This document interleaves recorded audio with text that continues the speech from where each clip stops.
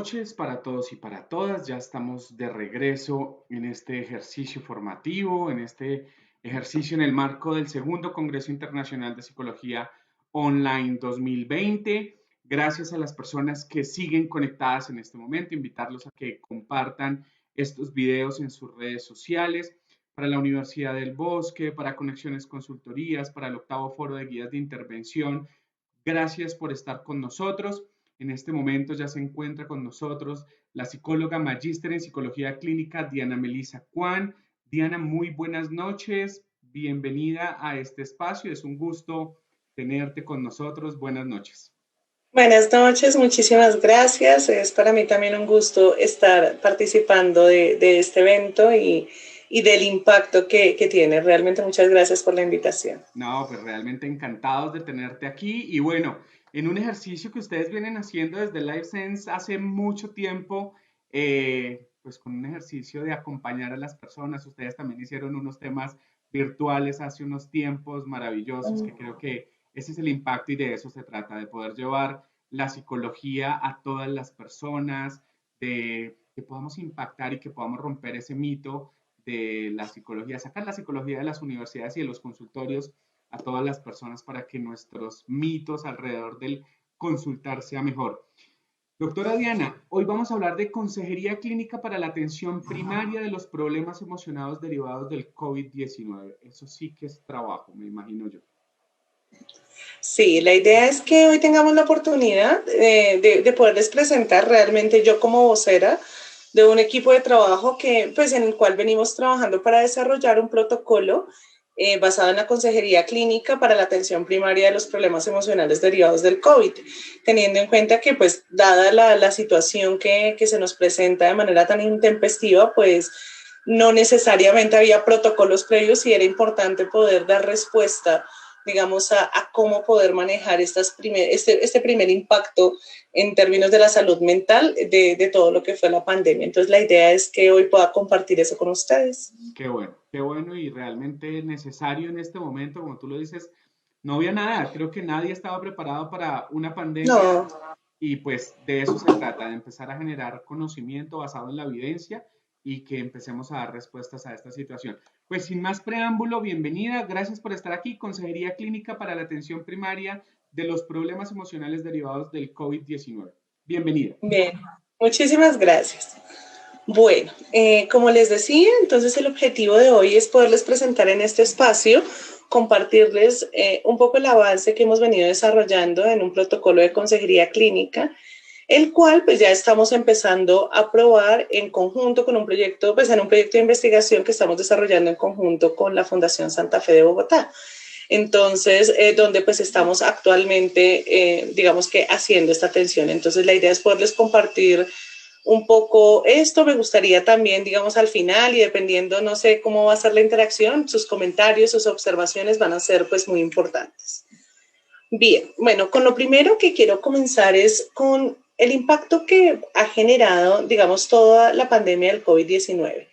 Entonces, yo pienso que hay dos grandes focos en los cuales se ha concentrado el impacto y que ha derivado, digamos, otro tipo de circunstancias que, pues, por lo menos para lo que nos compete, ha tenido un impacto también en la salud mental. Entonces, veamos que a partir de la circunstancia del COVID-19 y que empieza a conocerse toda esta pandemia, por una parte empieza a desarrollarse de una manera importante un miedo al contagio, ¿no? Entonces hay una buena parte de la población donde empezamos a tener ya miedo al contagio, y miedo al contagio no tanto por el contagio, sino por todo lo que implica la asistencia médica en el contagio, ¿no? O sea, ya de pronto en este momento del desarrollo y del estudio del virus sabemos que finalmente no es un virus en general mortal, ¿cierto? O sea, digamos, el nivel de recuperación es muy alto.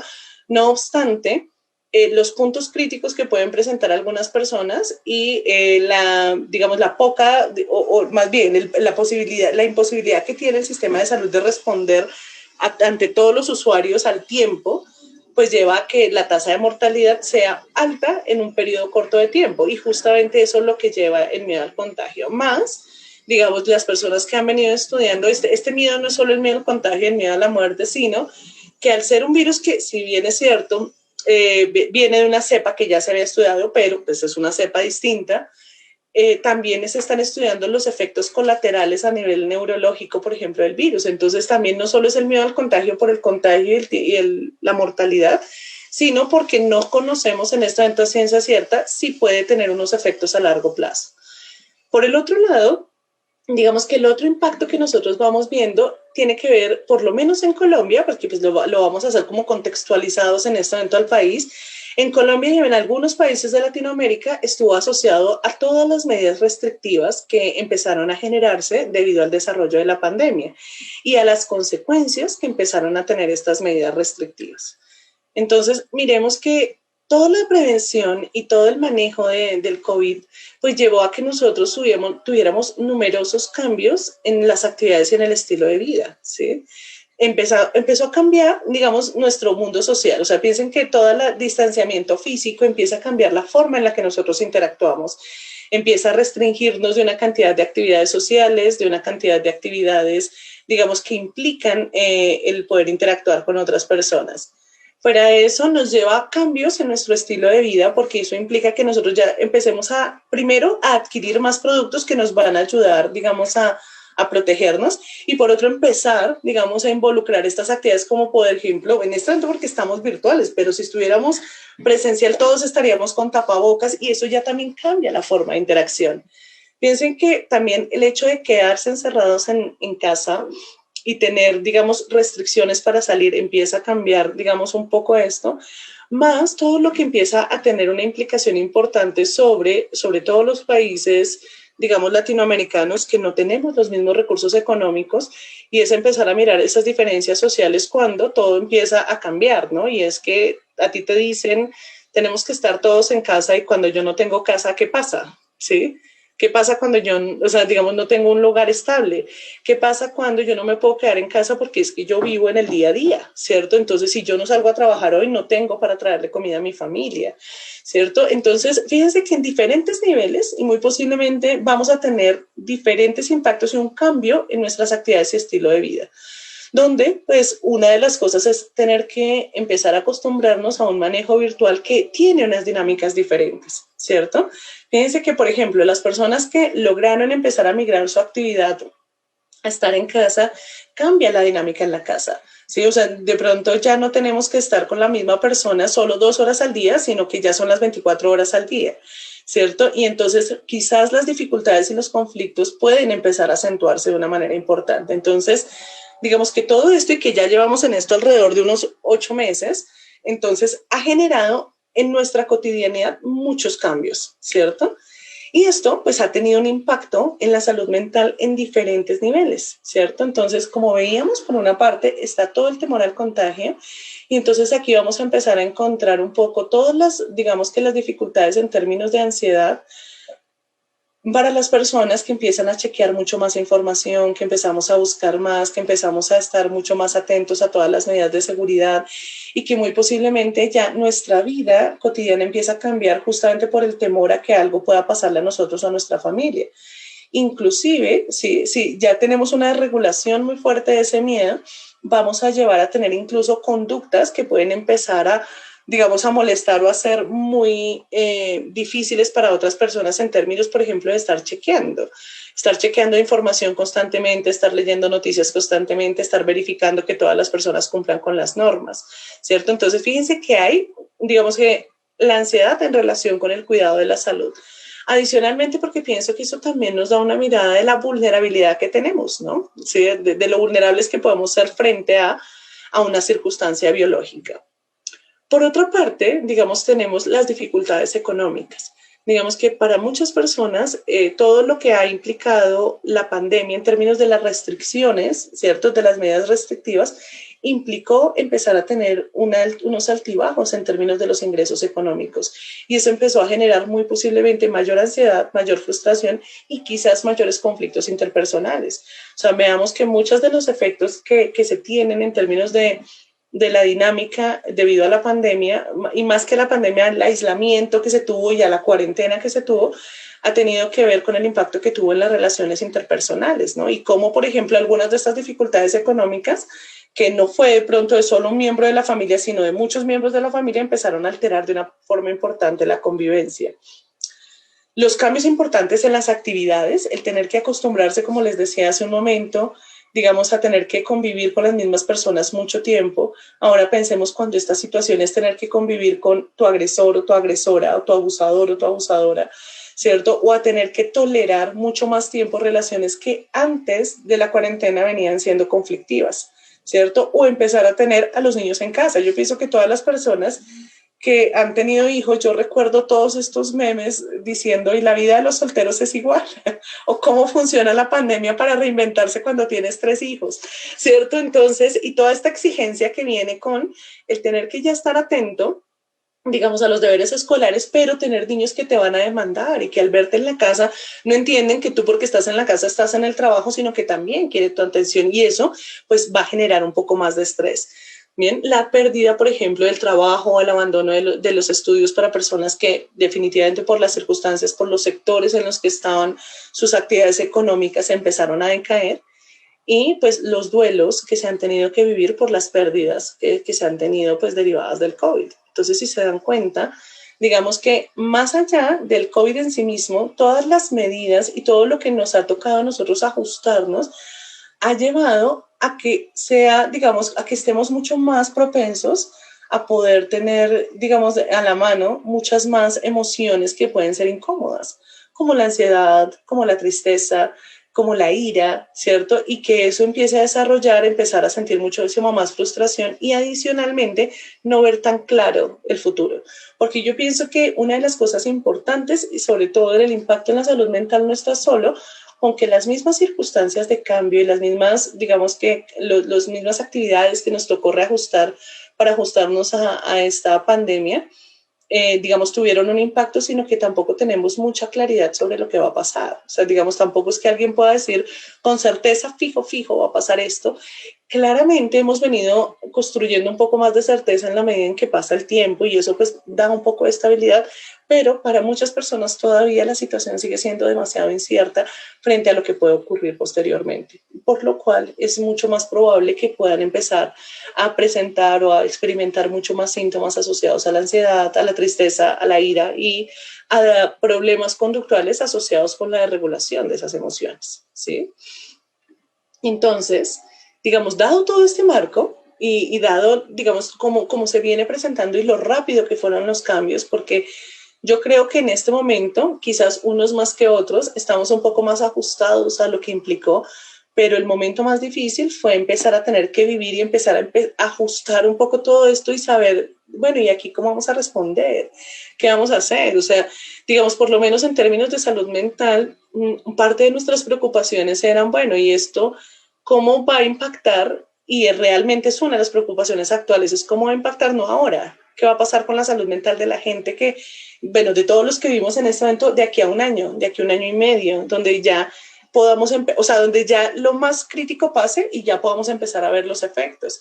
Pero también qué vamos a hacer con las personas que empiezan a tener estos problemas puntuales que muy posiblemente no son un diagnóstico de un problema, un trastorno de ansiedad, un diagnóstico, digamos, de un problema de depresión o un problema de control de impulsos, pero que la dificultad con la que se están relacionando con las emociones sí está generando, digamos que una interferencia importante en la cotidianidad. Entonces, teniendo en cuenta esto y esta necesidad y que adicionalmente, pues los protocolos de atención primaria, digamos, en general en salud mental no estábamos preparados para poder recibir todo este impacto.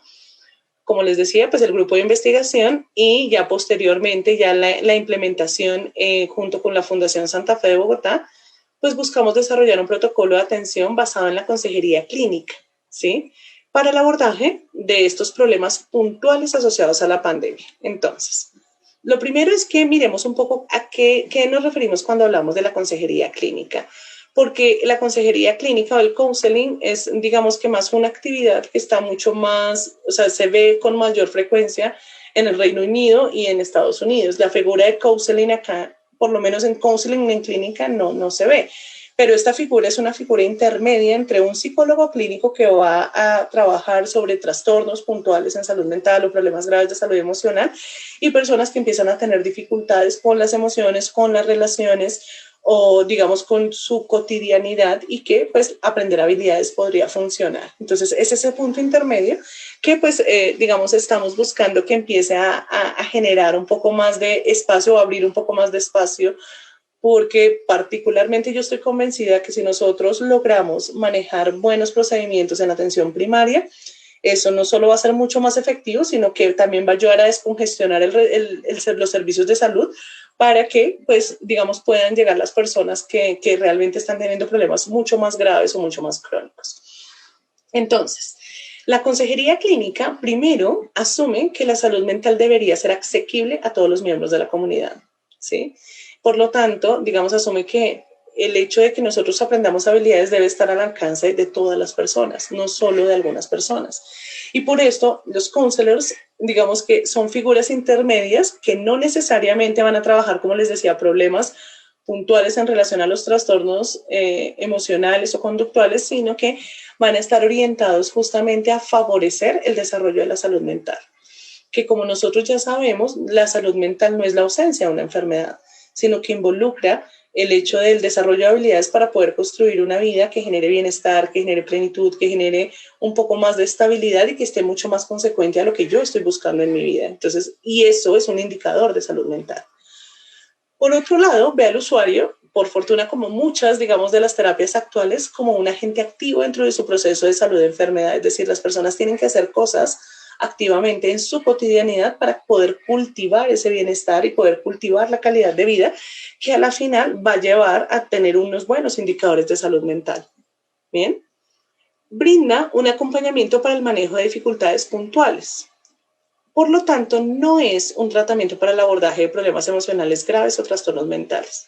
Sí, esto es muy importante porque obviamente, digamos, a veces podemos decir, no, pero si esto se puede hacer en tan poquito tiempo, venga, es que yo tengo a mi prima, a mi hija, a mí misma, y quizás esto me pueda ayudar. Posiblemente te pueda ayudar para manejar habilidades muy puntuales, pero no va a resolver quizás un problema que sea mucho más crónico, mucho más grave. Entonces, fíjense que está justamente el intermedio, o sea, no es algo completamente alejado de una intervención, pero no es propiamente un tratamiento para problemas graves o para diagnósticos mucho más crónicos, sino que está orientado en poder enseñar a las personas habilidades para poder manejar dificultades puntuales. Bien. Entonces, el protocolo que nosotros construimos se fundamenta en los principios de la consejería clínica, tratando de plantear un nivel intermedio que esté orientado a la atención primaria, es decir, a los primeros usuarios que llegan, digamos, por alguna dificultad. Y la otra base es el desarrollo de habilidades. Y el desarrollo de las habilidades, pues lo basamos en lo que nos propone el análisis del comportamiento y los principios de análisis del comportamiento. Por lo tanto, entonces vamos a seguir siempre el mismo modelo de poder hacer algo de psicoeducación, modelamiento y moldeamiento. Es decir, vamos a buscar siempre instaurar las habilidades y también, digamos que nos basamos en algunas de las habilidades que proponen las diferentes terapias de tercera ola. Entonces, habilidades que ya han mostrado funcionar para problemas que no son tan crónicos ni que son tan graves o que han mostrado funcionar como prevención. Entonces, digamos que teniendo en cuenta tanto la consejería clínica, los principios del análisis del comportamiento y las habilidades que proponen la terapia de tercera ola, pues se construyó este protocolo. Entonces, ¿cuáles son las características de este protocolo? Lo primero, y pienso que es uno de las, o sea, lo primero que tengo que decirles antes de pasar acá es que este protocolo claramente está en proceso de validación, o sea, no es un protocolo en el que ya tengamos todas las últimas palabras, o sea, la pandemia comenzó en marzo, nosotros empezamos enseguida a desarrollarlo y hasta ahora estamos haciendo, por fortuna, hemos contado con un muy buen equipo que ha ayudado muchísimo a que avance este propósito, pero mucho de esto no es la última palabra, o sea, es como lo tenemos proyectado o como estamos viendo que funciona, pero espero quizás en una oportunidad posterior ya poderles mostrar datos específicos del protocolo. Por ahora la idea es como mirar hacia dónde está apuntando y hacia dónde está pensado. Entonces, lo primero es que busca que pueda ser aplicado por profesionales en salud mental que se encuentran en atención primaria. ¿Sí? Entonces, las personas que están en los hospitales, que están en las secretarías o que están en los centros privados, pero que están atendiendo estas primeras personas que llegan con las primeras, digamos, quejas o dificultades a nivel emocional. El objetivo, digamos, del protocolo es enseñarle a los usuarios habilidades puntuales para manejar dificultades específicas, como les decía. Si nosotros tenemos, por ejemplo, aquí, y nos llega aparte una persona que sí está teniendo dificultades puntuales derivadas al COVID, pero estamos viendo que quizás tiene un problema, digamos, asociado con un trastorno de pánico, o que tenemos una depresión más crónica, o que tenemos un problema grave de regulación emocional, no es que estas habilidades no les sirvan, sencillamente no van a ser suficientes para manejar esto. Entonces, acá, pues digamos que lo que se orienta justamente es a que las personas puedan buscar un servicio o conectarlas con un servicio, digamos, que les pueda brindar esa atención, digamos, un poco más regular. El protocolo está planteado para que sea un protocolo breve de 3 sesiones, ¿sí? Porque muchas veces lo que ocurre es que las personas tampoco cuentan con el tiempo, digamos, para poder estar en un proceso tan largo, pero sí necesitan alguna habilidad puntual para poder resolver la dificultad que están teniendo en este momento. Entonces, en este momento el protocolo se está implementando con 3 sesiones, sin embargo, lo que nosotros estamos viendo, aquí hay un error gravísimo, y es que puede extenderse hasta máximo 5 sesiones, no 15. No 15, por favor. No, omitan eso porque esto fue un error tipográfico mío. Es máximo 5 sesiones, ¿cierto? No, 15 sesiones sería un proceso, sería de 3 sesiones, máximo 5 sesiones. La duración de la sesión, lo ideal es que dure la hora, o sea, los 55 minutos, pero hemos estado probando en algunos casos, en algunos momentos no es tan fácil, pero lo mínimo serían 40 minutos. Menos de eso es muy difícil lograr conseguir los objetivos. Digamos que los usuarios, una de las ventajas que nosotros vemos es que se diseñaron guías específicas para cada habilidad y entonces los usuarios cuentan con guías específicas que les plantean nuevamente los conceptos básicos de la habilidad y les orientan a los ejercicios de práctica. Con lo cual, las personas van a poder tener un material que les va a ayudar a recordar un poco cómo pueden implementar la habilidad y les va a, pues, que también les sirve en temas de registro para poder ir anotando un poco las dificultades que tienen para poder implementar las habilidades. La aplicación en este momento se está haciendo online, por lo cual la aplicación se puede hacer online, pero pues también se podría hacer presencial en dado caso, pero pues en este momento la aplicación se está haciendo online y pues ha funcionado muy bien. Hay una cosa importante, ¿qué pasa cuando los usuarios llegan, por ejemplo, con un alto nivel de riesgo? Pensemos en conductas asociadas al suicidio. Pues usualmente lo que ocurre con eso es que, digamos, orientamos al consultante a poder vincularse con un proceso y en la medida de lo posible, si es viable, pues tratamos de poder enseñarle en las sesiones que tenemos algunas habilidades que les puedan ayudar mientras se logran conectar con el servicio de salud mental. De la misma manera pasa cuando tenemos usuarios que, dadas las características, vemos que no es una dificultad puntual, sino que es una dificultad que está muy posiblemente afectando otras áreas de ajuste. Entonces, lo que hacemos es que se les enseñan las habilidades en las 3 sesiones que se puedan enseñar, pero se conecta directamente, digamos, con la posibilidad de que ellos puedan iniciar un proceso terapéutico, ya sea en su servicio de salud o en un servicio privado. Cuando también hay situaciones de maltrato, pues tenemos un protocolo donde orientamos a la persona a poder hacer la denuncia y también, digamos que aprovechamos, o sea, en todo caso vamos a aprovechar las sesiones para enseñarle algo de habilidades. Sin embargo, cuando están este tipo de problemáticas, siempre direccionamos a que las personas se contacten con un servicio, digamos, de consulta terapéutica, porque este protocolo pues no va a ser suficiente para manejar eso. ¿Bien? Bueno, entonces les voy a presentar cómo está planteado el esquema, digamos, de las 3 sesiones. Aquí se los voy a plantear de manera general y ya ahora vamos a mirar puntualmente qué y qué habilidades son las que nosotros vamos a trabajar y orientadas a qué. Entonces, nosotros buscamos en la sesión 1 principalmente hacer una evaluación del problema o los problemas puntuales que tiene la persona.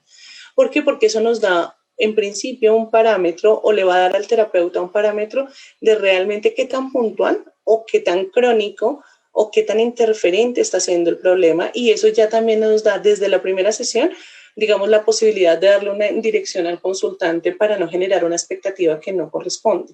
Yo pienso que muchas de bueno, no muchas, pero algunas de las insatisfacciones que las personas a veces tienen con los servicios de salud mental están asociadas a que han generado una expectativa diferente a lo que han recibido.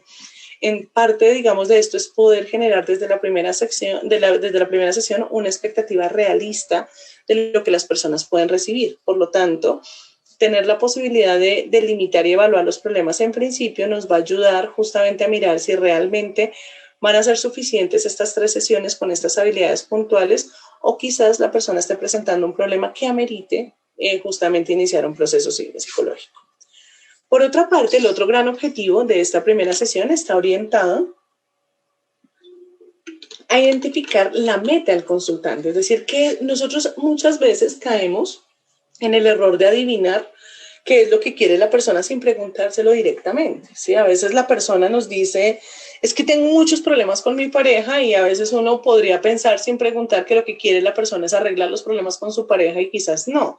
Quizás lo que la persona quiere es, mira, yo quiero tolerar mientras logro encontrar el espacio para poderme separar, ¿sí?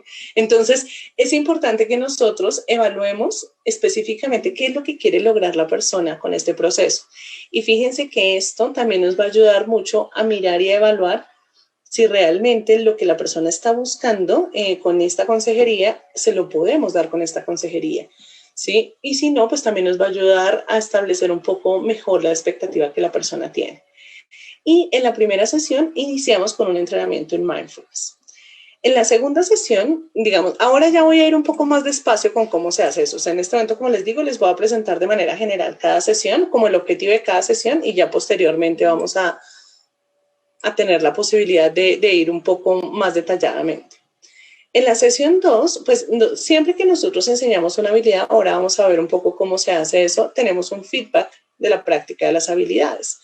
Entonces, es decir, donde nosotros estamos buscando que la persona registre y nos pueda comunicar cuáles fueron las principales dificultades para poder implementar la habilidad.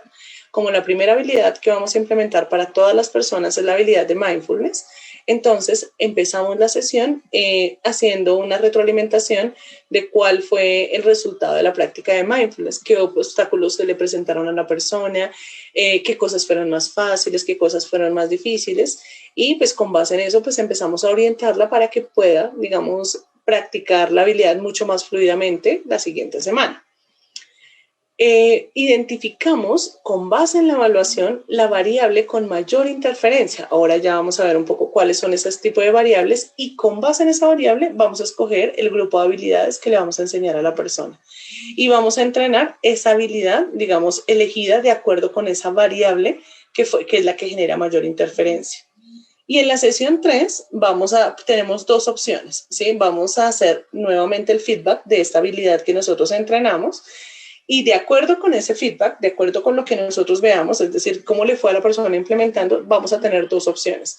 O vamos a continuar entrenando esa habilidad, porque posiblemente la persona tuvo muchas dificultades para implementarla y necesitemos ayudarle un poco a neutralizar los obstáculos. O lo otro es, vamos a volver a seguir, los pasos 2 y 3 para poder elegir la segunda variable con mayor interferencia y elegir el grupo de habilidades. Bien, eso de manera general. Entonces, detalladamente, ¿cómo es esto? Entonces, digamos que acá la idea es que en la primera sesión, ¿sí?, nosotros tengamos la posibilidad de poder hacer la evaluación y la delimitación de ese problema. Entonces, ¿qué aspectos nosotros vamos a tener en cuenta para poder hacer esa evaluación? Entonces, lo primero es empezar a identificar cuáles fueron los eventos que dispararon o agravaron el problema. Porque en algunas ocasiones lo que puede pasar es que a partir de ese evento, no sé, la pérdida del trabajo, el hecho de que mi hijo haya perdido el trabajo y eso nos disminuyó el ingreso económico y ahora está siendo más difícil poder conseguir el día a día. El hecho de que tengo a mi abuelita y a mi mamá, digamos, con más de 70 años y resulta que yo tengo que salir a trabajar. O el hecho de que hay una persona en la casa y efectivamente no tiene la misma conciencia sobre la enfermedad y no le importa tomar las mismas medidas. O sea, digamos que puede ser, digamos, un evento que disparó, ¿sí?, la convivencia o la dificultad personal o interpersonal, o que la agravaron. Porque puede pasar que históricamente estemos teniendo dificultades interpersonales y justo cuando empieza a haber esta dificultad económica empezamos a tener el miedo de que la persona que queremos se contagie, esa dificultad interpersonal se agravó, ¿sí? Entonces, lo primero es tratar de puntualizar cuáles fueron los eventos específicos que llevaron a que ese problema se agravara o a empezar a aparecer. ¿Cuáles son las diferentes emociones que están generando conflicto para la persona? ¿Con qué emociones la persona está teniendo dificultades para relacionarse? o con qué emociones la persona se está regulando hasta un punto donde está teniendo conductas que pueden ser problemáticas, ¿sí? ¿Cuáles son las conductas problema presente? ¿Sí? Entonces, fíjense que es una cuestión de ir detallando, no es solo me pasa esto de manera global, sino que nosotros tenemos que ir encontrando orientaciones específicas a qué es lo que la persona está sintiendo y qué es lo que la persona también está haciendo. Entonces, las conductas problema presente, la conducta problema que yo estoy teniendo es que estoy generando discusiones constantemente, o que me estoy aislando, o que estoy chequeando mucho, digamos, información, o que estoy señalándole mucho a las personas porque no se cuidan, o qué es lo que tienen que hacer para mejorar su cuidado, o lo que está pasando es que estoy, digamos que consumiendo más alcohol, consumiendo más sustancias, digamos que cuáles son las conductas que están presentes y que me están generando conflicto en este momento. Entonces, fíjense que aquí, como no se trata de hacer una evaluación general, vamos a mirar a las conductas que están generando directa interferencia con lo que la persona está, digamos, percibiendo como el problema más importante que tiene en ese momento. También vamos a evaluar sintomatología relevante en relación con problemas psicológicos. Entonces vamos a mirar un poco cómo está la alteración en el sueño, cómo está la alteración, digamos, si hay alteración en hábitos de sueño, de alimentos, de alimentación, si hay sintomatología de ansiedad, si hay sintomatología de estrés, si hay sintomatología de depresión, ¿cierto? Porque finalmente, acuérdense que nosotros tenemos que, si bien es cierto, el objetivo es puntual, pero si nosotros estamos viendo que el problema es mucho más crónico, mucho más grande, también es la responsabilidad ir orientando a la persona a que pueda conectarse con un servicio. Por eso es importante hacer un rastreo general de la sintomatología, digamos, general de los problemas psicológicos. Y también vamos a hacer una evaluación general del contexto asociado al problema. No el contexto de la persona y de toda la historia de cómo ha sido tu relación o cómo está siendo tu relación laboral, social, no, sino las variables del contexto que están influyendo sobre el problema. ¿Sí? Si la cuestión está mucho más asociada a un problema de frustración por la dificultad económica y eso están generando mucha discusión, pues entonces tendríamos que mirar entre quiénes son las personas que están involucradas, de qué manera están involucradas y empezar a mirar un poco, pues, qué es lo que está generando, disparando un poco más esto. Bien, entonces fíjense que aquí, con estos, digamos, lineamientos, nosotros vamos a tener la posibilidad de delimitar y de saber si realmente con estas 3 sesiones es suficiente o quizás tenemos que ir orientando a que la persona pueda tener la posibilidad de tener un acompañamiento un poco más continuo. Lo otro que yo les decía en este momento, digamos hace un momento, que era muy importante es identificar la meta del usuario y la meta específica. ¿Sí? Entonces aquí vamos a entrar, como les decía hace un momento, a evaluar expectativas, orientar a que sean expectativas realistas y vamos a delimitar la meta para una meta que sea lograble con las 3 sesiones, porque muy posiblemente vamos a poder enseñar máximo 3 habilidades, no vamos a poder enseñar más, eso con la suerte de que podamos enseñar una cada sesión. Entonces nosotros no podemos pensar que vamos a arreglar un problema muy grande o que sea crónico y tampoco es recomendable generar esa expectativa en la persona. Una vez nosotros hemos evaluado esto, que esto digamos que más o menos orienta alrededor del 50% de la sesión,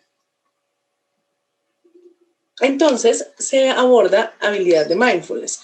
¿Por qué mindfulness? Digamos que mindfulness se eligió como la habilidad que se va a desarrollar en todas las personas que, pues, que ingresen al servicio, justamente porque se ha estudiado que es la habilidad que quizás mejor favorece las otras habilidades. Como nosotros sabemos, digamos, las habilidades de mindfulness están orientadas a generar un control atencional, a desarrollar un mayor control atencional, donde las personas se puedan conectar con el momento presente, ¿sí? Y donde puedan aprender, digamos, a observar, a describir, a participar de manera efectiva, o sea, con una cosa a la vez, sin juicios, y traten de centrarse en el momento presente. Y digamos que hay varias investigaciones que mencionan a mindfulness como mediador, digamos, de otras, el del desarrollo de otras habilidades. Entonces es mucho más probable que si una persona necesita, por ejemplo, habilidades de efectividad interpersonal, si ha practicado previamente habilidades de mindfulness, sea más fácil poder implementar esas otras habilidades, porque va a poder estar mucho más orientada a centrarse a lo que está pasando, a orientarse a la descripción, a orientarse a cuáles son los impulsos de acción y cuál puede ser la conducta efectiva. Usualmente, digamos que mindfulness va a ser una habilidad central porque nos va a favorecer el desarrollo de las otras habilidades. por eso se eligió como la habilidad que efectivamente puede ser, digamos, entrenada en todas las personas. Una vez las personas terminan, digamos, o se hace el abordaje de esta habilidad, ¿cómo se sigue el proceso? Digamos, cómo se entrenan todas las habilidades. Entonces, se hace una psicoeducación que es muy corta, muy pequeña, ocupa muy poca parte del proceso. Se hace un modelamiento y finalmente se dedica la mayor parte del entrenamiento de habilidades a hacer un moldeamiento, es decir, a favorecer la práctica de la habilidad para que la persona pueda empezar a tener la experiencia, digamos, de generar la habilidad. Y una de las cosas importantísimas, digamos, en términos de las recomendaciones, es que al ser una habilidad, la única manera de poder desarrollarla e instaurarla es practicarla de manera regular.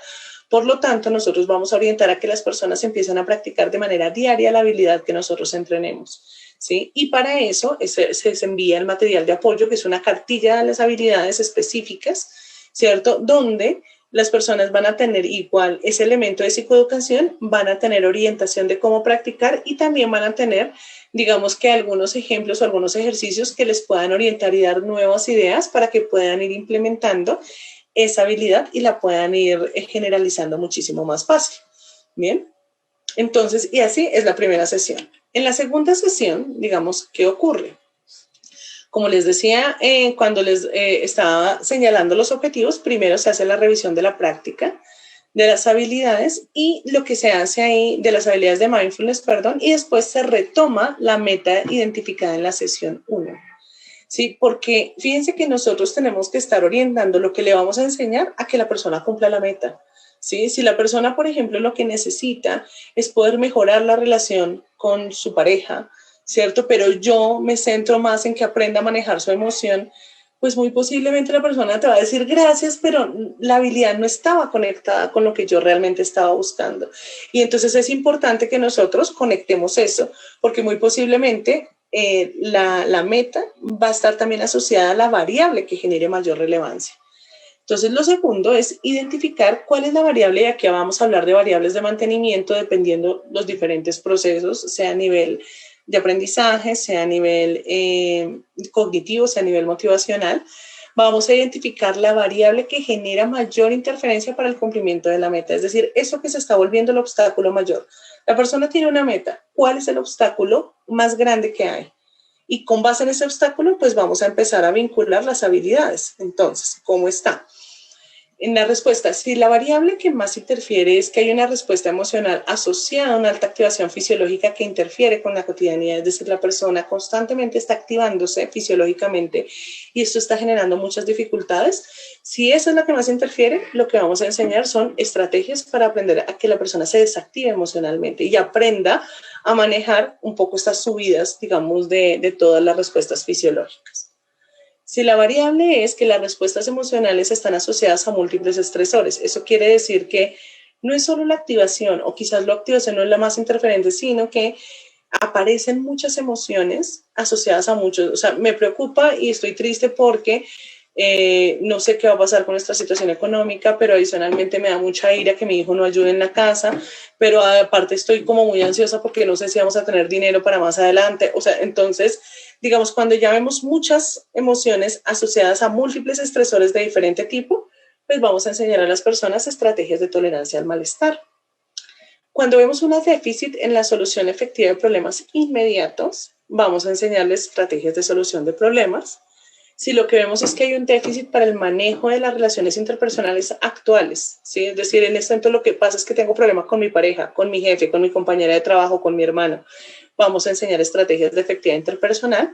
Si vemos que lo que hay es alta vulnerabilidad emocional, ¿esto qué quiere decir? El alta vulnerabilidad emocional está asociada a todos aquellos aspectos que hacen que estemos mucho más sensibles y más vulnerables. Entonces, ¿esto qué implica?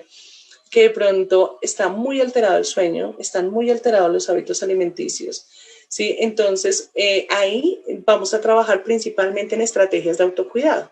Entonces, ¿cómo poder regular nuevamente esto para lograr una estabilidad que no haga que nuestro sistema nervioso esté mucho más alterado y por ende seamos más sensibles a cualquier evento emocional que ocurra? ¿Bien?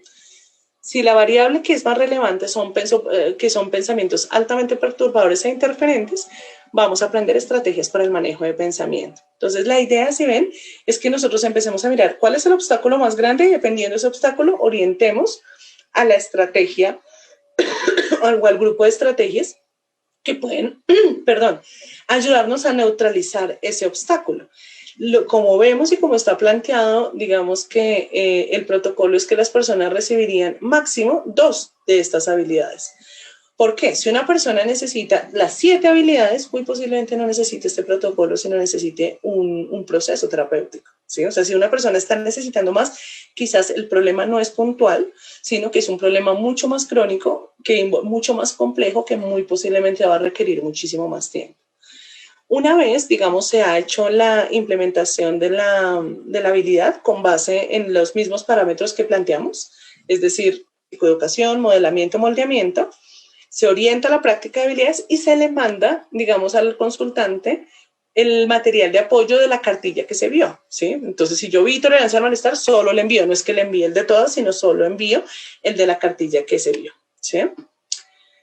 Ya para la tercera sesión, entonces lo que vamos a hacer es que hay una cosa súper importante con el desarrollo de habilidades, y es que nosotros, más allá que si lo practicaste o no lo practicaste, necesitamos hacer mucho énfasis en que las personas estén atentas a los obstáculos, ¿sí? Porque nuestro principal trabajo en el desarrollo de habilidades es enseñarle a las personas cómo neutralizar los obstáculos, ¿sí? A veces es muy fácil para nosotros decir, ay, pues vaya y salude, ¿sí? Y de pronto para la persona hay miles de obstáculos que nosotros no estamos viendo en ese momento, que son los que no lo llevan a hacer algo tan sencillo como ir a saludar, ¿cierto? Entonces, la idea acá es que nosotros nos centremos y orientemos mucho a las personas, claramente a la práctica, pero que sobre todo estén muy atentas a los obstáculos. ¿Para qué? Para que los traigan a sesión y nosotros en la sesión podamos ayudarles a neutralizar esos obstáculos y a que pues, pueda ser más fluido. Entonces, vamos a evaluar al inicio de esa tercera sesión la efectividad en relación con el cumplimiento de la meta. O sea, ¿qué tanto empezar a utilizar esta habilidad te está acercando a cumplir esa meta que digamos que no te propusiste o la que tienes en mente? Y pues los obstáculos para implementar las estrategias aprendidas y habilidades de cómo empezar a neutralizar esos obstáculos, diferentes ideas, ¿sí? Si el obstáculo es que efectivamente lo que pasa es que cuando yo le voy a hablar a esta persona y a decirle que por favor no me pida más favores, no sé, lo que empieza a pasar es que mi cabeza me empieza a decir que no, yo cómo voy a hacer eso, entonces muy posiblemente aquí tendré que reforzar las habilidades de manejo de pensamiento para que eso deje de ser un obstáculo y la persona pueda ir a hacerlo, ¿bien? Entonces, y aquí, una vez nosotros hagamos esa retroalimentación, hagamos ese feedback y podamos ver, digamos, cómo le fue a la persona con esa implementación, necesitamos preguntarnos. El usuario necesita trabajar en la habilidad, o sea, digamos, en la implementación necesita continuar ese trabajo. Sí, continuamos el entrenamiento de esa habilidad, ¿sí? Es decir, continuamos como con la misma cartilla porque muy posiblemente, si es la variable que más interfiere, necesitamos dejar instauradas por lo menos la base de las habilidades. De nada sirve que yo le dé mucha información a las personas, que las personas se dan con mucha información, pero con muy poca posibilidad de práctica. Es mucho más efectivo que la persona se vaya con una sola cosa práctica que le pueda servir, así después tenga que ir a aprender las demás, ¿sí? A que se vaya con mucha información. Si no, porque vemos que le fue bien, que los obstáculos no, y además vemos que quizás hay digamos que otro obstáculo importante que tengamos que manejar, pues vamos a seguir otra vez con el procedimiento de la sesión 2, es volver a identificar el obstáculo, vincular con el grupo de habilidades y entrenar ese grupo de habilidades. ¿Bien? Bueno, entonces, hasta el momento, digamos que esto es lo que nosotros llevamos en el avance. En este momento hemos tenido alrededor de unos 35 casos con los que hemos estado trabajando. Realmente, digamos que lo final o lo que les quiero decir es que pues en este momento la investigación está en curso, son bienvenidos todos los aportes porque pues estamos desarrollando un protocolo que como ustedes ven está orientado justo mucho más a que las personas que están en atención primaria tengan una herramienta que pueda funcionar, que pueda ser práctica, que sea corta y que realmente tenga el impacto y pues, o sea, todas las sugerencias son bienvenidas y como en este momento estamos implementando, yo quisiera aprovechar, digamos que muchas personas nos están escuchando para que de pronto puedan invitar a personas a que participen, digamos, en este programa como usuarios. La ventaja es que en el desarrollo de este protocolo y en el proyecto de investigación para poder mirar un poco tanto los medios, qué tanto las personas acceden a los medios virtuales y qué tanto este protocolo funciona, pues la atención se está haciendo completamente gratuita y las personas pueden acceder desde cualquier lugar del país, desde que tengan claramente pues una conexión que nos permita hacer la videollamada o pues en tal caso la llamada o el chat en últimas para poder implementar esto. Pues lo ideal es poder hacerlo en videollamada. Entonces quiero, antes de terminar y de pronto escuchar las preguntas o los comentarios, compartirles un video, pues invitando un poco a que conozcan el programa, ¿sí? Entonces, aquí está. No sé si ya lo están viendo o no. Entonces denme un segundo porque ya sé qué pasó. Voy a tener que hacer una cosa que me dijeron que no hiciera. Pero no veo otra manera porque tengo que compartir toda la pantalla completa para que ustedes puedan ver el video. Entonces ahora sí.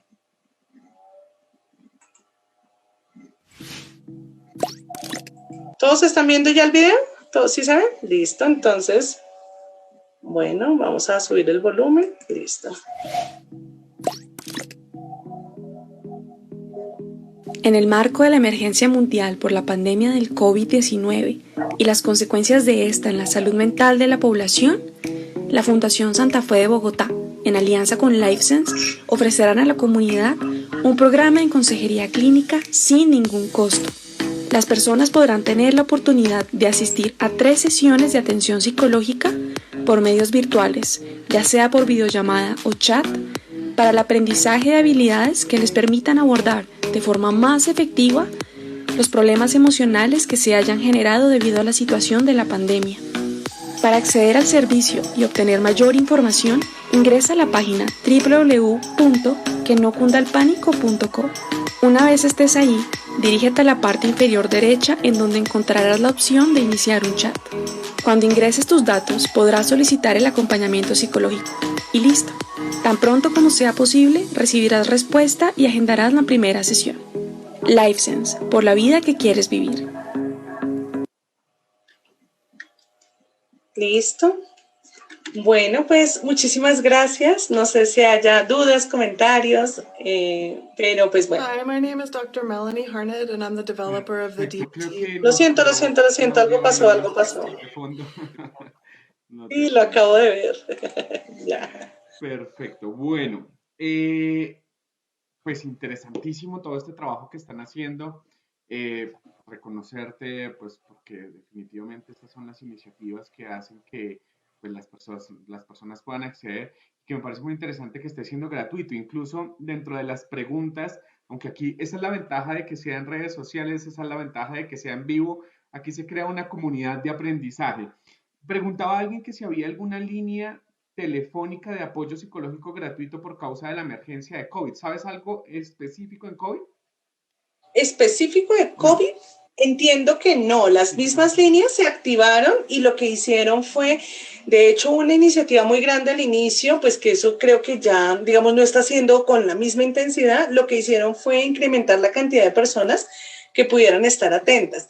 Ahora, ¿qué pasó? Lo que sí pasó es que instituciones grandes sí empezaron, o sea, instituciones, organizaciones empezaron a implementar su propio programa, digamos, de emergencia. En este momento yo entiendo que esta línea que nosotros tenemos con Que no cunda el pánico y entiendo que la Fundación Santo Domingo también desarrolló un programa que dice, creo que se llama Háblalo, ¿cierto? En el cual también las personas pueden recibir algún apoyo, pero digamos que, y creo que tiene un poquito más de sesiones, no lo conozco de manera profunda, pero entiendo que esa también es una alternativa.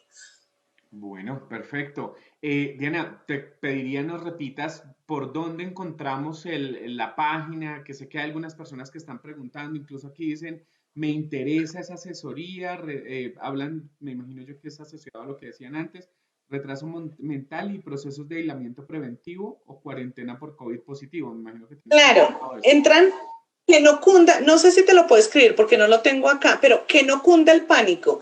Así, tal cual. Que no cunda el pánico.co. Esta es una página que desarrolló la Fundación Santa Fe no solo para este programa, es una página que viene hace muchísimo tiempo y que no cunda el pánico es una página que brinda, digamos que, información. Ellos en este momento, pues ese proceso se empezó porque ellos estaban, digamos, desde ahí estaban orientando a las personas a identificar los primeros síntomas y a poder dar alguna psicoeducación sobre el COVID. Y en esa página lo que pasa es que tendríamos que ir directamente al chat y en el chat ustedes dicen yo necesito asesoría psicológica y automáticamente los contactan con las personas que les generan el agendamiento con la primera sesión. ¿Sí? Es importante que lo aprovechemos, este servicio va a estar así hasta diciembre, por lo menos así está pensado, esperemos que de pronto podamos hacer algo para que siga, pero por lo menos hasta diciembre está así, o sea que valdría toda la pena del mundo, pero que no cunda el pánico.com. Perfecto, ya lo pusimos ahí en el chat para que lo puedan anotar, www.quenocundalpánico.com. Sí. Preguntan acá, Diana, súper interesante el trabajo y las investigaciones realizadas a la fecha. ¿Es posible acceder a este protocolo de intervención que ustedes están desarrollando, a la guía? Sí, claro, nosotros, bueno, en principio nosotros vamos a hacer un primer ejercicio porque obviamente sí pensamos que esto requiere un entrenamiento, ¿sí? O sea, no está, primero porque estamos desarrollándolo y todavía no hemos escrito el libro del protocolo como para decir toma el libro y lo lees, o sea, nos toca ir más despacio. En principio nosotros vamos a hacer un ejercicio que inclusive las personas que puedan estar vinculadas pueden averiguar en sus capítulos y es que nosotros vamos a capacitar a los psicólogos de las diferentes regiones por medio del Colegio Colombiano de Psicólogos. Entonces, en este momento ya hay una convocatoria abierta, digamos que nosotros logramos hacer, logramos financiar por medio de la campaña lo que tú dijiste, nosotros hicimos más o menos en mayo, hicimos una campaña de Conectados por la Salud Mental para recoger fondos para las personas que estuvieran necesitando y para las personas que tuvieran necesidades de formación. Entonces, parte de lo que se recogió en esta campaña va a financiar este entrenamiento. Entonces, las personas que estamos por medio de la colegiatura del colegio, o más bien por medio del trabajo que están haciendo los capítulos, estamos otorgando el 95% de la beca del entrenamiento. Es un entrenamiento de 5 días intensivos donde vamos a enseñar y las personas una vez terminen el entrenamiento quedan con todas las cartillas para que puedan implementar el protocolo. Entonces, por ahora está sujeto a la capacitación. Entonces, digamos que por ahora lo que podemos hacer es que por medio del Colegio Colombiano todos los capítulos tienen cupos disponibles. No son muchos tampoco, o sea, tampoco van a creer que son la gran cantidad de cupos porque queremos hacer un entrenamiento, no una conferencia. Entonces, hay cupos limitados. Entonces, pero pueden contactarse por medio del colegio de pronto para las personas que quieran entrenarse. Y nosotros esperamos que una vez hecho este ejercicio, probando un poco el entrenamiento, terminada la investigación, ya podamos lanzar este entrenamiento de pronto para los otros profesionales el otro año, pues lo haríamos desde LifeSense, muy posiblemente en alianza con el Bosque también. Entonces sí, la idea es que sí, pero pues lo que les pedimos es un poquito de paciencia porque sería más fácil si tuviéramos el manual, pero pues nos ha tocado ir construyendo esto en el camino. Entonces, en principio estaría esta capacitación que si pueden ser beneficiarios, o sea, pienso que es una beca que vale mucho la pena y si no, ya el próximo año nosotros esperamos poder abrir el curso para que las personas se puedan capacitar y ya con la capacitación, pues la idea es entregarles todo el protocolo para que ellos puedan empezar a implementar las estrategias. Bueno, perfecto. Esto que dices, pues me parece maravilloso. Hay dos cosas y voy aquí como a parafrasearte para que todos quedemos claros y voy a volver a hacer énfasis en algo que hemos dicho y es a los profesionales que están conectados en este momento, a los estudiantes que están conectados en este momento, queremos que le den el valor a este espacio y es compartan el ejercicio con sus familiares. Si nosotros tenemos un familiar que está conectado en este momento y escucha que hay un programa, y aquí viene mi primera pregunta, que es gratuito para cualquier persona, ¿cierto? Gratuito para cualquier persona, simplemente entrar a la página y solicitar la ayuda. Y ya. O sea, entras a la página, te diriges al chat, ahí te van a pedir los datos y tú dices, quiero el programa de acompañamiento psicológico y automáticamente los van a contactar para que programen la primera sesión sin ningún costo, no tienen que pagar nada por estas 3 sesiones. Perfecto, quenocundalpánico.co. Sí. Perfecto. Y la segunda es para los profesionales y estudiantes. ¿Profesionales o estudiantes también? No. Profesionales, sí, profesionales. Que estén interesados en certificarse en este entrenamiento a través del Colegio Colombiano, que busquen la información, que también se pueden... Por ahora sí, o sea, este año nosotros estamos, o sea, obviamente es importante aquí para que no quede la información, digamos que estas becas que nosotros ofrecimos, que son financiadas, son para personas que en ese momento estén trabajando en secretarías, que estén necesitando el entrenamiento, o sea, no puede ser tampoco porque pues la idea es podérselo dar, pues si ya es becado, a las personas que lo puedan empezar a implementar. Y ya el próximo año que nosotros ya podamos sacar el entrenamiento como para todo el público general, ya no será por medio del colegio, sino lo haremos por medio de LifeSense para que puedan acceder. Pero por ahora, en noviembre, está programado el entrenamiento por parte del colegio. Entonces, de pronto lo que pueden averiguar es por medio de los capítulos cómo es el proceso de convocatoria, porque cada capítulo está haciendo su proceso de convocatoria. Perfecto, ahí está el dato para los profesionales, pero el dato para la gente, por favor, miren, pásele esta información a su familiar, a algún amigo. Miren, vale toda la pena, sí. Vale toda la pena, de acuerdo. Bueno, voy a leer aquí un par de comentarios, Diana, porque aquí están preguntándose. El Colegio Colombiano de Psicólogos formó psicólogos voluntarios en primeros auxilios psicológicos para manejo de crisis por COVID y tuvo o tienen una línea donde estos psicólogos han brindado ese apoyo. Ah, bueno, aquí lo que te digo es que esto se convierte en una comunidad de conocimiento. Claro, no, lo que ocurrió, el colegio en principio hizo toda la, digamos, de la formación de voluntarios y estos voluntarios lo que hicieron fue adherirse a las líneas que habían en las diferentes regiones. Ok, súper en la medida de lo posible. Entiendo que ese ejercicio también fue un poco complejo, pero pues, no, o sea, pues, yo pienso que todos estamos haciendo lo mejor que podemos, estamos ¿sí? haciendo la tarea de alguna manera. Bueno, Alex dice de gran ayuda en este momento. Marileni dice, hay una página para las inscripciones. En este momento está fijado un comentario ahí en las redes sociales que dice que no cunda el pánico.co, www.quenocundalpánico.co. Ahí ustedes pueden ingresar para poder tener el acceso al servicio pues, de este proceso de maravilloso 4 sesiones. 3. 3 sesiones que pues podemos ayudar a salvar muchas vidas en un momento de crisis, en un momento de pánico y que por lo menos se puedan derivar a un servicio especializado de ser necesario, porque pues digamos que aquí es como para todo esto que tú nos explicaste durante este tiempo. ¿Se puede presentar el proceso de manera grupal? O sea, digamos que el protocolo se puede aplicar. Hasta ahora no lo hemos probado. O sea, yo pienso que este protocolo tiene unas muy buenas posibilidades, ¿sí? De hecho, estamos mirando cómo lo virtualizamos en otro proyecto de investigación y muy posiblemente la idea es poder llevarlo allá. O sea, piensen que nosotros empezamos a desarrollar esto apenas empezó la pandemia, o sea que estamos en un momento del protocolo donde estamos hasta ahora desarrollándolo y tiene mucho potencial, o sea que es probable que si la cosa nos va bien y nos funciona, se pueda empezar a implementar. De hecho, eso podría ser una investigación, o sea, en este momento necesitamos manos para investigar, o sea, entonces, digamos que si hay personas que están interesadas, algún grupo que dice, mira, yo tengo una comunidad, quiero, pues hablemoslo para ver cómo se puede hacer, porque estamos en este momento en el inicio del proceso, entonces tenemos todas las posibilidades de poder irlo adaptando, ajustando a la población y mirando los diferentes formatos en los cuales pueda funcionar. Perfecto, Diana. Bueno, aquí agradecen por el tema, muchas gracias por la información y el tema, muy interesante y claro. Pues creo que la invitación quedó hecha, es necesario entrenarnos en habilidades, es necesario pedir ayuda, no es de locos pedir ayuda, me acuerdo de una conferencia de hace un tiempo, de eso se trata, que podamos llevar la psicología, insisto, sacar la psicología de los salones, de los centros de investigación de las universidades a la gente, que la gente sepa que hay estrategias, que se está haciendo un trabajo juicioso de investigación, que las universidades están invirtiendo, que la empresa privada está invirtiendo mucho dinero en que esas investigaciones salgan para generar procesos gratuitos como es www.quenocundalpánico.com. ¿Qué tal la publicidad que he hecho? O sea, ya está buenísimo. Diana, pues no sé, unas últimas palabras para ir cerrando. A todas las personas, pues agradecerles. Te quisiera escuchar cuál es la invitación final desde esta tarea que ustedes están haciendo en este momento. No, miren, yo pienso que seguimos como con la misma línea que hemos venido compartiendo desde que se hizo el primer congreso y es tratemos de llevar la psicología basada en la evidencia a todas las personas.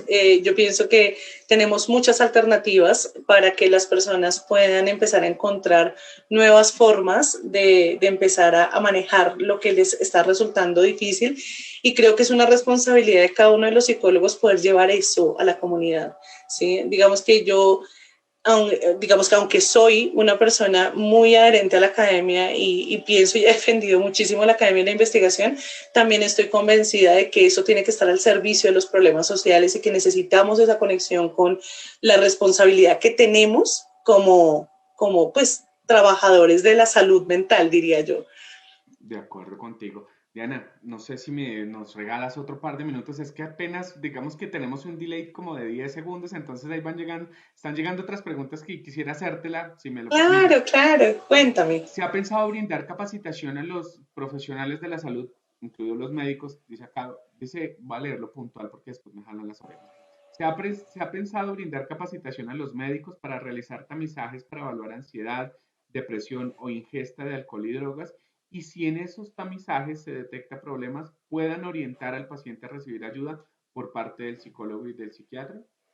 Nosotros puntualmente no, o sea, nos centramos mucho en desarrollar este protocolo, pero yo entiendo que sí hay en este momento, desde inclusive la misma Fundación Santa Fe, un interés importante en poder llevar a tener esos tamizajes. De hecho, por ejemplo, mucho de la idea surge porque las personas no solo empiezan a llegar con la idea de estoy teniendo estos síntomas, ¿será que tengo COVID o no? Sino no es eso, sino tengo ansiedad, estoy deprimido, tengo problemas y justamente digamos que la idea es que se vayan desarrollando esos protocolos. Nosotros en este momento puntualmente no estamos en este momento trabajando en eso, pero sí entiendo otros grupos de investigación que están orientados a eso en este momento.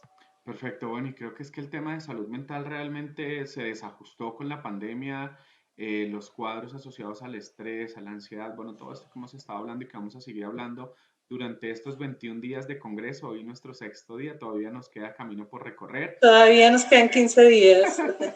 Ya vamos 6, que es lo importante. Bueno, Diana, gracias por esta. Con todo el gusto. Gracias a la Fundación Santa Fe, gracias a todas las empresas que han venido a LifeSense por ese trabajo que están haciendo, lo reconozco por eso, ojalá les siga yendo muy, muy bien para que puedan seguir haciendo muchas más cosas por nuestra sociedad que tanto lo necesita aquí en Colombia y que ojalá podamos masificar este conocimiento a todos los países de habla hispana, para todas las personas que se conectan desde otros países, que se conecten con nosotros para que puedan ver toda esta información valiosísima que estamos llevando desde acá. Diana, un abrazo gigante, cuídate mucho. Muchas gracias por la invitación, que estén bien. Igual para ti. Bueno, a todos, feliz noche. Recuerden que mañana estamos a las 6 de la tarde. Nos vemos muy, muy, muy juiciosos en este espacio. Un abrazo para todos, feliz noche y los esperamos mañana a 6 de la tarde. Congreso Internacional de Psicología Online. La salud es un estado de bienestar físico, mental y social, y no solamente la ausencia de afecciones o enfermedades. Uno de los aspectos más importantes de estudiar las variables psicosociales y ambientales de una comunidad está en orientar acciones hacia el mejoramiento de la calidad de vida de sus miembros. ¿Qué sucede en la mente de un comprador? Factores como la edad, motivación, cultura, percepción, entre otros, se involucran en la toma de decisiones. ¿Sabías que uno de los determinantes que inciden en el rendimiento de tu práctica deportiva dependen del contenido de tus pensamientos? Si lo crees, lo creas. ¿Cuáles son las variables físicas, motoras, cognitivas, perceptivas, afectivas y sociales implicadas en la sana evolución de un niño desde el nacimiento hasta la adolescencia?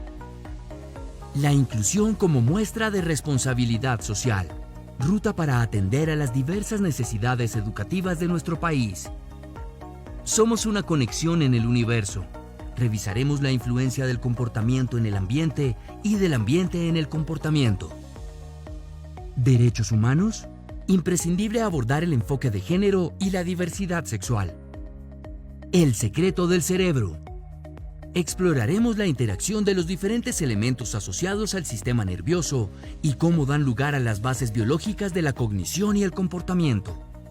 Las TICs y su uso responsable se convierten en una oportunidad para acceder a servicios de salud mental de alta calidad. Víctimas y victimarios. Factores alrededor de la prevención del delito.